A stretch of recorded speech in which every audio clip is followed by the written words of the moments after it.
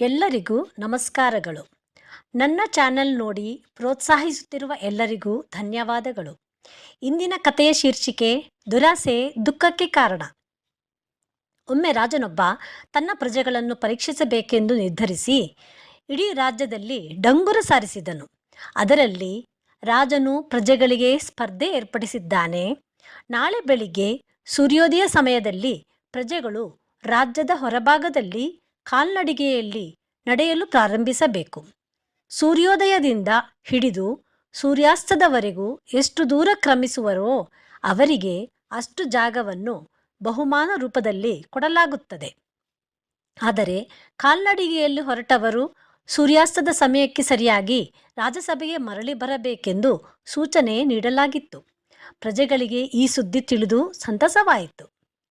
ಮರುದಿನ ಸೂರ್ಯೋದಯ ಸಮಯಕ್ಕೆ ಹಲವಾರು ಪ್ರಜೆಗಳು ನಡೆಯಲು ಶುರು ಮಾಡಿದರು.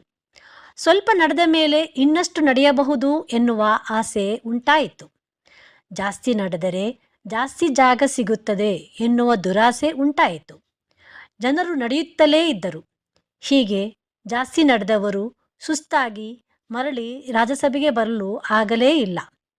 ಸಂಜೆ ವೇಳೆಗೆ ಕೆಲವರು ನಿತ್ರಾಣದಿಂದ ಕುಸಿದರು. ನಡೆಯುತ್ತಾ ನಡೆಯುತ್ತಾ ಕೆಲವರು ದಾರಿ ತಪ್ಪಿದರು. ಕೊನೆಗೆ ಒಬ್ಬ ಪ್ರಜೆ ಕೂಡ ಸೂರ್ಯಾಸ್ತದ ಸಮಯಕ್ಕೆ ರಾಜಸಭೆಗೆ ಮರಳಿ ಬರಲಿಲ್ಲ. ಹಾಗೆಯೇ ಯಾರಿಗೂ ಬಹುಮಾನ ಸಿಗಲಿಲ್ಲ. ಸ್ನೇಹಿತರೆ, ನಾವು ಕೂಡ ಜೀವನದಲ್ಲಿ ಇನ್ನೂ ಬೇಕು ಎನ್ನುವ ದುರಾಸೆಯಿಂದ ಆಸ್ತಿ, ಸಂಪತ್ತು ಇತ್ಯಾದಿಗಳನ್ನು ಶೇಖರಣೆ ಮಾಡುತ್ತೇವೆ. ಕೊನೆಗಾಲದಲ್ಲಿ ಆ ಆಸ್ತಿಯನ್ನು ಅನುಭವಿಸುವ ಯೋಗವು ಹಲವರಿಗೆ ಇರುವುದಿಲ್ಲ. ಕೊನೆಗೆ ಮಾನಸಿಕ ಮತ್ತು ದೈಹಿಕ ಕಾಯಿಲೆಗಳ ಚಿಕಿತ್ಸೆಗಾಗಿ ಗಳಿಸಿದ ಆಸ್ತಿಯನ್ನೇ ಬಳಸಬೇಕಾಗುತ್ತದೆ. ಕೆಲವರಿಗೆ ಆಯುಷ್ಯ ಕಮ್ಮಿ ಇದ್ದು ತಮ್ಮ ಸಂಪತ್ತನ್ನೇ ಅನುಭವಿಸಲು ಆಗುವುದಿಲ್ಲ. ಆಸೆ ಬೇಕು, ಆದರೆ ದುರಾಸೆ ಬೇಡ. ಇಷ್ಟು ಸಾಕು ಎನ್ನುವ ಸಂತೃಪ್ತಿ ಮನೋಭಾವ ನಮಗಿರಲಿ. ಅಗತ್ಯವೇ ಅಥವಾ ಅತಿ ಆಸೆಯೇ ಎಂಬುದನ್ನು ನಾವೇ ನಿರ್ಧರಿಸಬೇಕು. ಕತೆ ಮತ್ತು ಸಂದೇಶ ಇಷ್ಟವಾದಲ್ಲಿ ನಿಮ್ಮ ಸ್ನೇಹಿತರೊಂದಿಗೆ ಹಂಚಿಕೊಳ್ಳಲು ಮರೆಯದಿರಿ. ಧನ್ಯವಾದಗಳು.